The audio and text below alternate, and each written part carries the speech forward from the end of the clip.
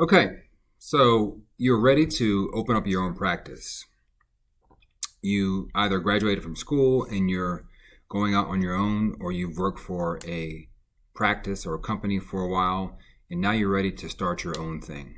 You want to bring your skills into the world and make a business that you can work for yourself and not have to work for somebody else, which is great. More power to you to doing your own thing than working for the man. So first thing is, where do you start? Really, what I would say is the biggest thing you need to think about, or should think about, to be successful is to branch yourself out from the general public of massage therapists. So how do you make your business specific enough that people can search for you and find you versus being a general massage therapy business? When people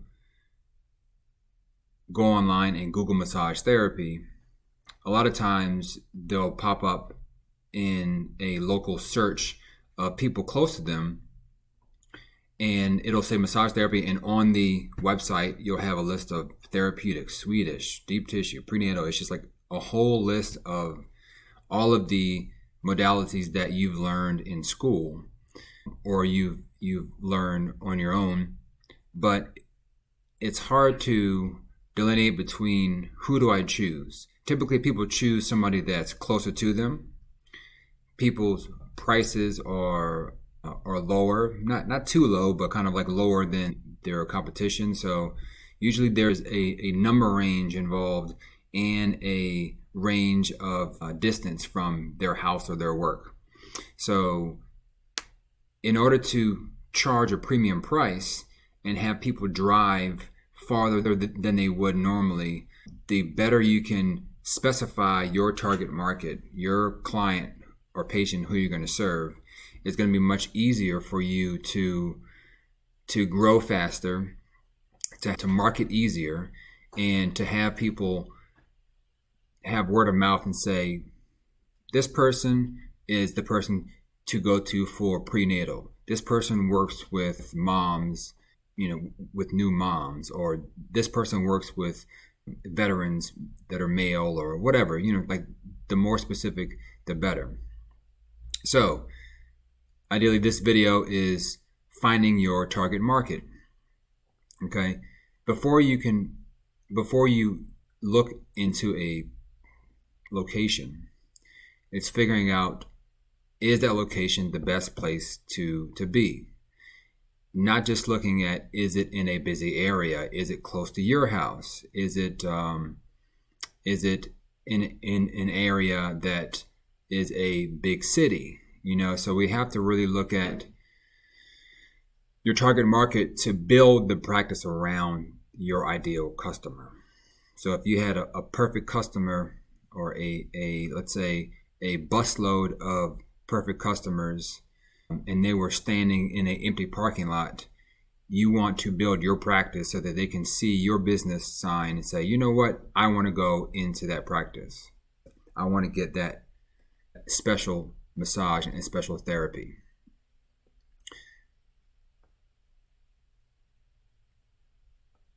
All right. So geographic is your ideal avatar.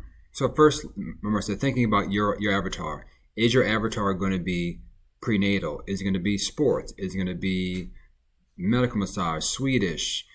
So based off your experience with many customers, you'll find a person that is, I guess, a person or client that you like working with the most. It's going to take time, if you're new, to get out there and work for a practice and actually figure out what type of clientele you like working with best, and that you can work with 5, 6, 7 patients a day. So versus it being something that makes money, but you're not happy about it, your morale is going to be very, very low, and it's going to be hard for you to get out there and people to really see. People want to see that you are passionate about what you do. not just that you have the skill. So the more you can work with clientele that you're passionate about, they're going to be raving about you. You're going to be raving about them and about what you offer, and it's going to be a win-win, and you're going to shine out like the North Star. Okay? So figuring out who you want to be. So let's say it's going to be new moms between the age of 21 and 61. Okay? Where are these people located? So what region, what region are they in? So if you're near a hospital, where new moms are giving birth, that could potentially be a good area near a hospital where they're more likely to come to the hospital in the first couple months of the baby being born, to come in and get the baby checked out. Okay? So after they check the baby out, they can swing by you and get some post-natal massage therapy. You could even offer maybe a place for the child to stay, like a little kind of tiny nursery for them to stay, have toys or whatever, for the other kids, whatever the case may be. But just getting very specific on what area is best where your target market is. Demographic. So what characteristics do new moms have? They have a certain set of likes and dislikes, and what they need, what they don't need in their life. Since they're new moms, having a area where they can breastfeed privately in your practice. So maybe there's like one little area or room, or a place with a curtain where they can have a nice cozy chair. They can have some nice sound machine and music and water, and maybe some pillows to help them breastfeed their baby in case they need to do that right after the session or before the session, so they're not rushing off and feeling panicked. So that will give them a reason to come to you, because they know that they can come in and relax and not have to think about the next thing. Okay, well, if I have to breastfeed, I have to go into the car and do this and do that. It's kind of like, no, like, we got you. We are thinking ahead of all of your needs. And again, what behaviors do new moms have? Having a relaxing environment, having certain scents, having certain colors, having certain music to help them calm down, to help them feel like they're getting a break, because they might not be sleeping for a while because the baby's crying. The baby needs mom. So just having a place for them to have sort of a break and feel safe, that their baby is safe while they're getting treatment, is going to be nice. Psychographic. What are the common beliefs of your avatar? So, this could be beliefs about religion, beliefs about, what new moms go through, or how the mothers act towards their children. It could be anything, but just taking into account, having things in your practice revolving around the beliefs of new moms. Maybe you are a Christian company that works with new moms between certain ages. So you might have religious material. You might have books around there about being a new parent, but being a Christian, or whatever case may be. So just like whatever beliefs you believe, that that your clients have the same beliefs, not pushing beliefs on them, but just whatever they believe in, having materials, having things in your practice so that they feel comfortable and they feel like they belong there. Size, how many people in your area are giving birth. So you can go online and look at the stats, looking at the hospitals, looking at in your area, like how many new moms are giving birth in the area.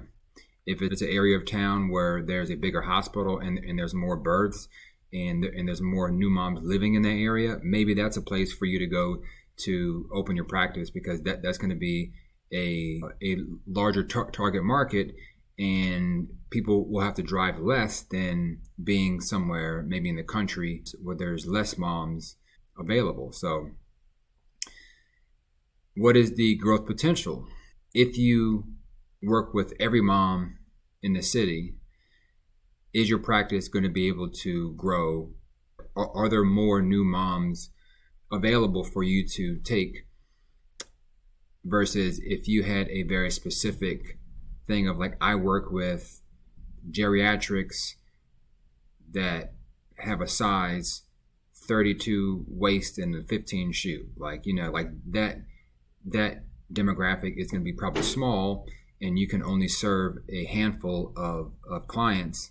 So after that, you're going to be kind of just waiting for new clients to come in. So you want to be able to expand at some point, hire new therapists, have more clientele coming into your practice. So the more fish in the sea, the more chances you have to catch those fish. So like I said, in your area, if you're in the country, you might have new moms, but you might not have a lot of new moms because you don't have many people moving into that area.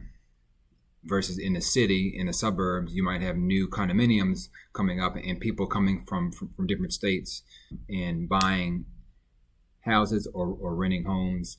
And then you have a larger target market of people that are either new moms or getting ready to be new moms in the next year or so. People are always having kids. That target market, I think, is always going to grow. So just being in that area and around places that maybe that educate new moms, talking to doulas, talking to pediatricians, talking to prenatal therapists, just different people. There's such a network of other practitioners and other associations that you can get into to help market your practice. Okay. How many other practices are doing prenatal? So if you Google in the area prenatal massage, how many other practices are doing that? I think it's very slim.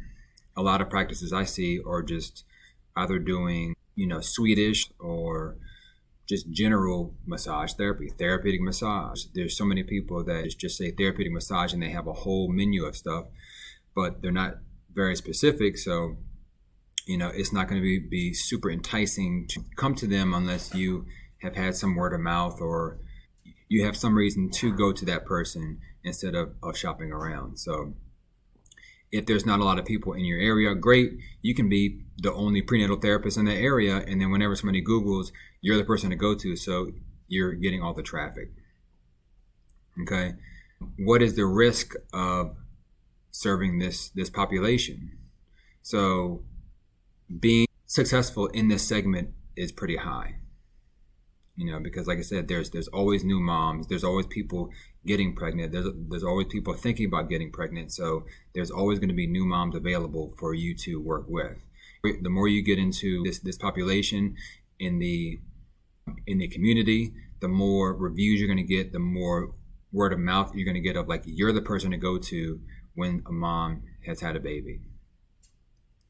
Okay. And last, how are you going to serve this segment and be successful? How are you going to understand what this population needs? How are you going to talk to other moms? Find out what they want. Find out what their body needs. Find out how you can make your practice the most comforting, welcoming practice available so that you can have somebody walk in and say, this is the place that I've been looking for that I didn't even know was here. I'm so glad that you are here. I'm going to recommend all of my other moms to come see you.